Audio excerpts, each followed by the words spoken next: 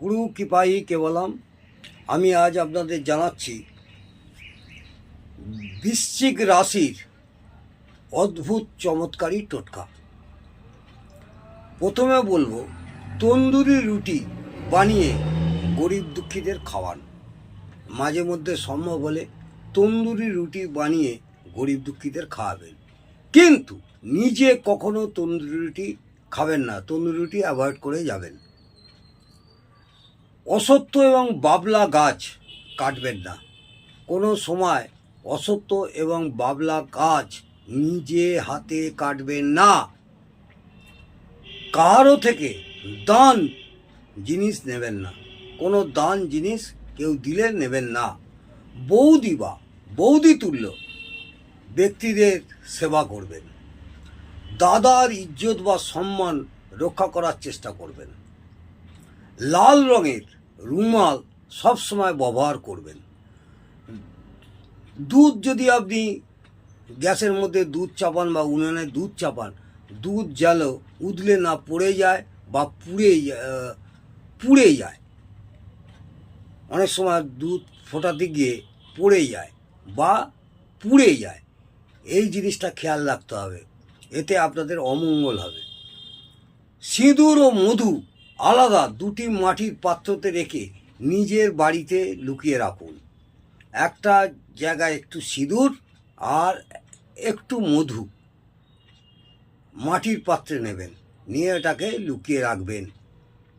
কোনো নির্জন লুকিয়ে সেই জায়গাটা ঘরের মধ্যে রাখতে পারেন, বা আপনার ঠাকুরের যদি আসন থাকে তার পেছনে লুকিয়ে রাখতে পারেন। রোজ সকালে জিভেতে একটু মধু ঠেকান। যদি মধু খাওয়া সম্ভব না হয়, অন্তত জিভেতে রোজ সকালে ঘুম থেকে উঠে একটু মধু ঠেকান।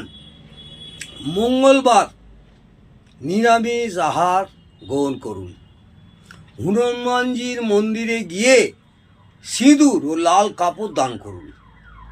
সম্ভব হলে বোঁদের লাড্ডু প্রসাদ হিসাবে আপনি হনুমানজিকে দিতে পারেন এবং সেই প্রসাদ বাচ্চাদের হাতে বিলি করে দেবেন।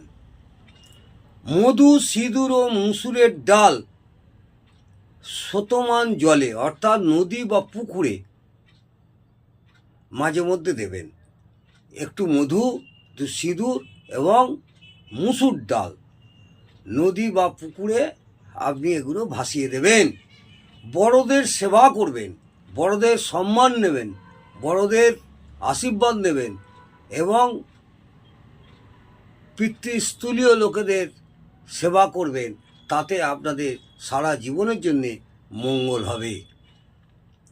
বাড়িতে লাল রঙের জিনিসপত্র ব্যবহার করার চেষ্টা করবেন। গুড়, চিনি বা মিষ্টি যদি পিঁমড়ে থাকে, পিঁমড়েদের গর্তে দেবেন এবং পিঁমড়েদের প্রতিদিন যদি আপনি পিঁমড়েদের খাওয়াতে পারেন, আশা করব আপনাদের অনেকটাই সুফল পাবেন।